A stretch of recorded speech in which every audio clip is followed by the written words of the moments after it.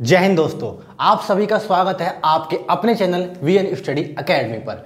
मैं आपका दोस्त कार्तिक भारद्वाज। दोस्तों, इससे पहले हम परसेंटेज की 4 क्लासेस अपलोड कर चुके हैं और आज आपकी परसेंटेज की क्लास 5th होने वाली है। इससे पहले की क्लासेस में हमने परसेंटेज को बिल्कुल बेसिक से जाना। हमने परसेंटेज क्या होता है आपको ये समझाया पहली क्लास में। फिर हमने परसेंटेज को कन्वर्ट करना, decimal to fraction, fraction to decimal, सब कुछ बिल्कुल डिटेल में जाना। और लास्ट क्लास में हमने एक ऐसा टॉपिक पढ़ा, यानी आपका प्राइस, कंजप्शन और एक्सपेंडिचर पर बेस्ड हमने बहुत सारे क्वेश्चंस आपसे डिस्कस किए।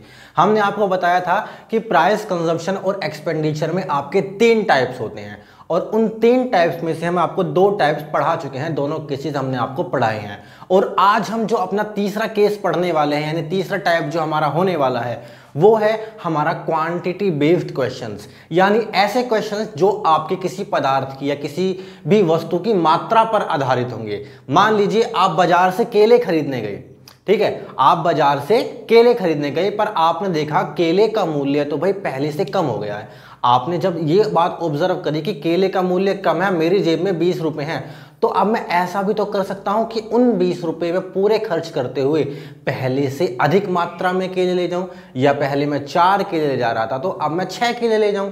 ये बात पॉसिबल है। या फिर ऐसा भी हो सकता है कि प्राइस बढ़ जाए। अब आप क्या करेंगे, आपकी जेब में पैसे तो उतने ही थे, लिमिटेड। अब आप क्या करेंगे कि पहले की अपेक्षा कम सामान ले जाएंगे, चाहे केले हो, चाहे चीनी हो, चावल हो, सेब हो, कुछ भी हो, आप उसे कम मात्रा में खरीद कर ले जाएंगे।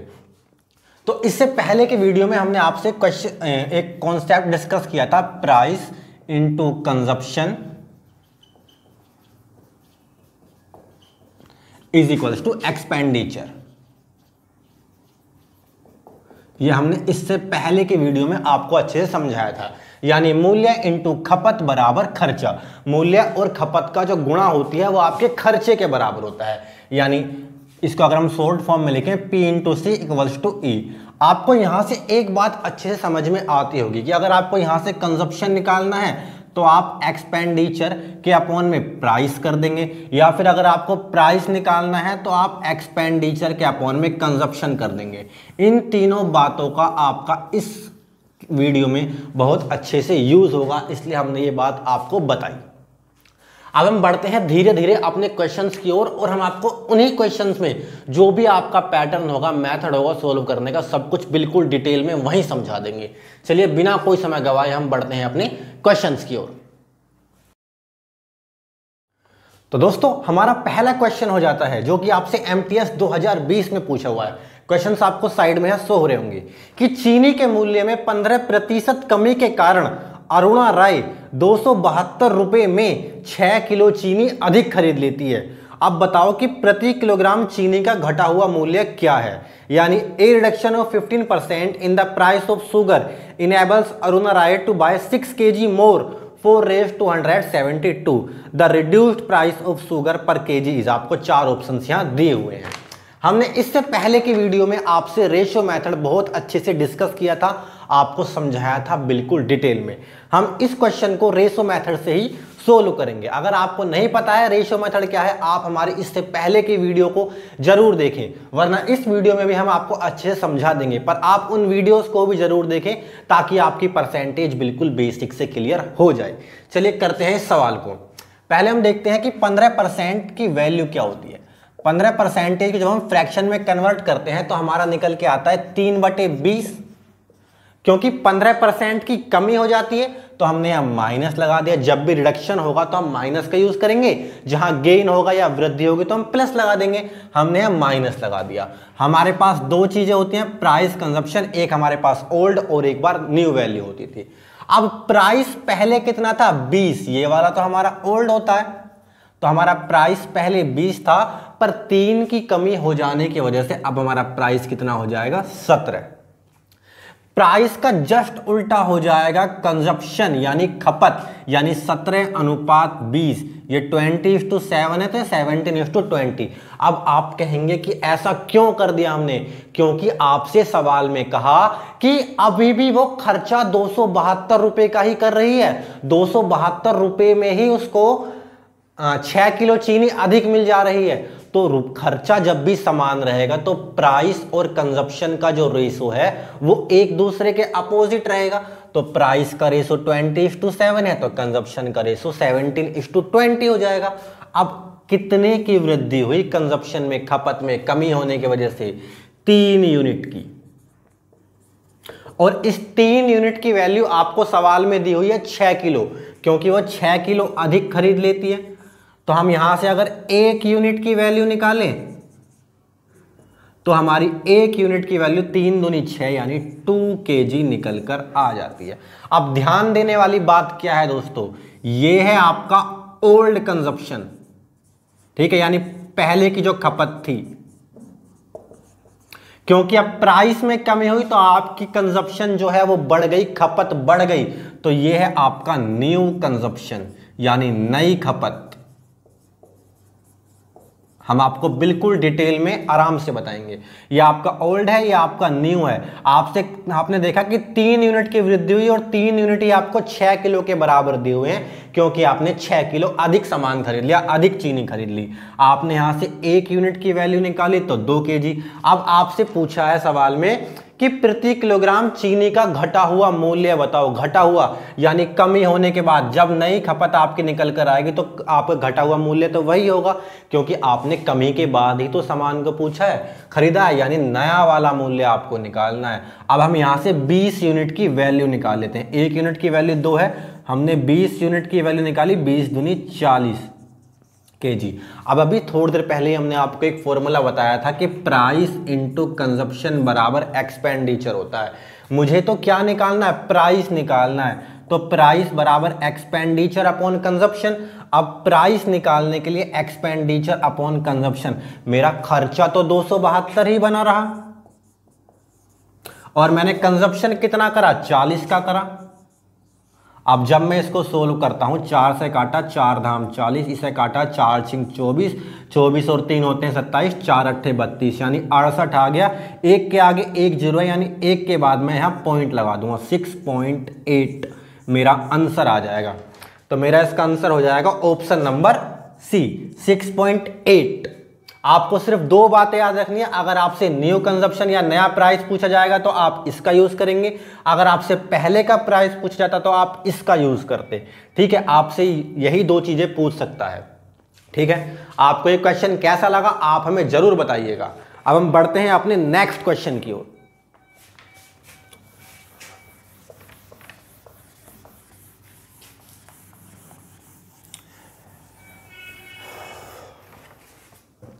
नेक्स्ट क्वेश्चन भी आपसे एमटीएस 2020 में ही पूछा हुआ है कि एक वस्तु के मूल्य में 12.5% की कमी होने से एक व्यक्ति 280 रुपये में 2.5 kg अधिक खरीद सकता है।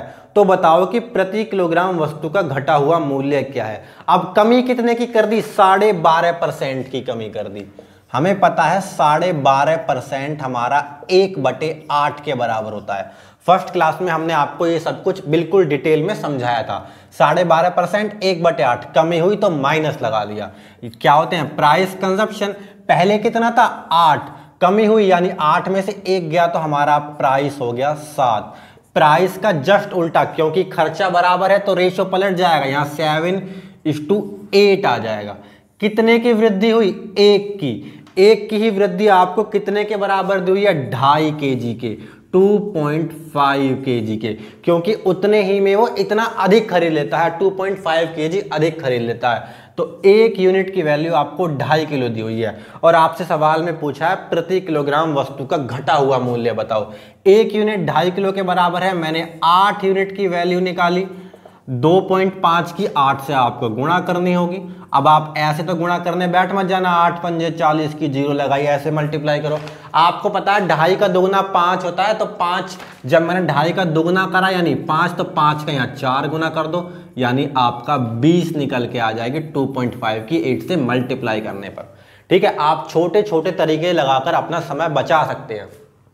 तो आपकी 8 यूनिट की वैल्यू 20 निकल के आ गई। अब हमसे नया प्राइस पूछा है, नया प्राइस हमारा एक्सपेंडिचर कितना है, वही फॉर्मूला आपका price equals to expenditure upon consumption. इससे पहले की वीडियो में जो हमने आपको सिखाया था, तो आपका प्राइस कितना बना हुआ है, 280 रुपये। एक्सपेंडिचर 280 रुपये है और आपने 20 की खपत कर ली, 0 से 0 गया, इसे काटा यानी 14, 14 आपका आंसर आ जाएगा ऑप्शन नंबर सी। ठीक है दोस्तों, उम्मीद करता हूं आपको दोनों क्वेश्चन बहुत ही अच्छे से समझ में आए होंगे। अब हम बढ़ते हैं अपने क्वेश्चन नंबर 3 की ओर।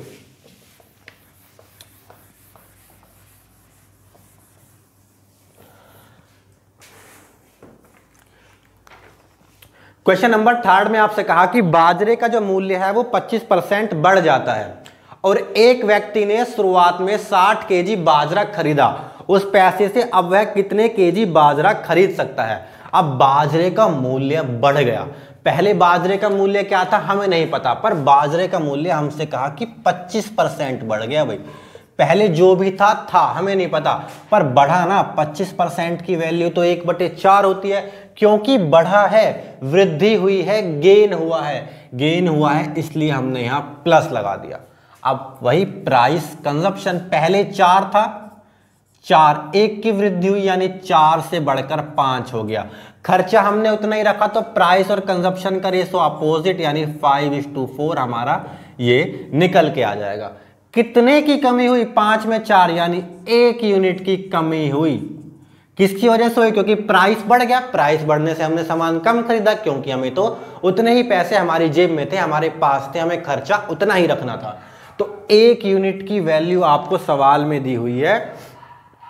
शुरुआत में 60 केजी बाजरा खरीदा, सॉरी दोस्तों माफ कीजिएगा, आपको ऐसे नहीं करना है, ये आपने शुरुआत में 60 केजी बाजरा खरीदा यानी 5 यूनिट की वैल्यू आपको 60 केजी दी हुई है।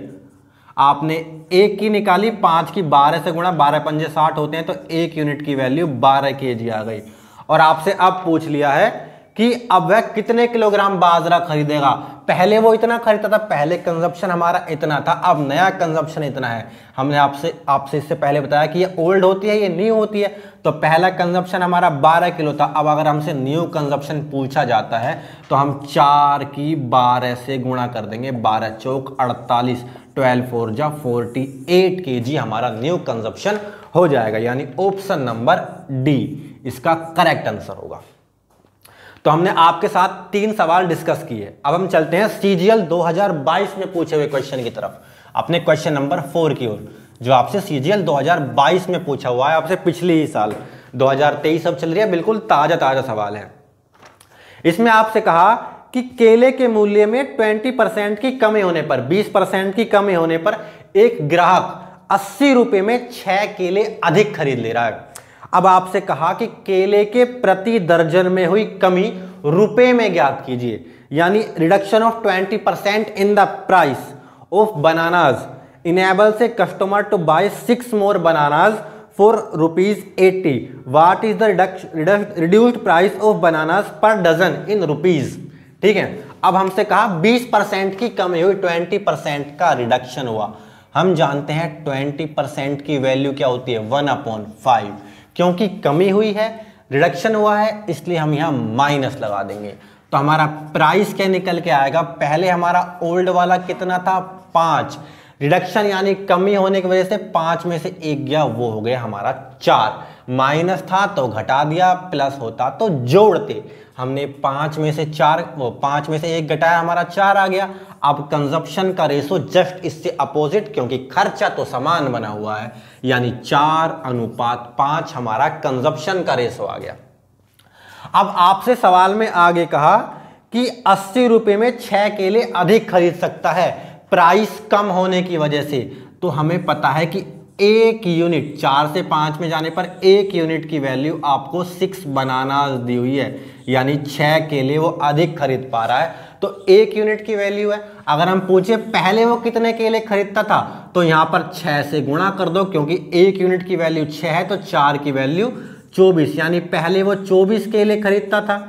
अब आपसे अगर इसी सवाल में पूछा जाता कि अब वो कितने केले खरीदता है, तो आपको यहां पर प्रेजेंट का निकालने के लिए, यानी इस समय का निकालने के लिए आपको यहां 6 से गुणा करनी पड़ती, यानी अब वो 30 केले खरीदता है। पर सवाल में आपसे पूछा क्या है, सवाल में आपसे पूछा है केले के प्रति दर्जन में हुई कमी रुपए में बताओ।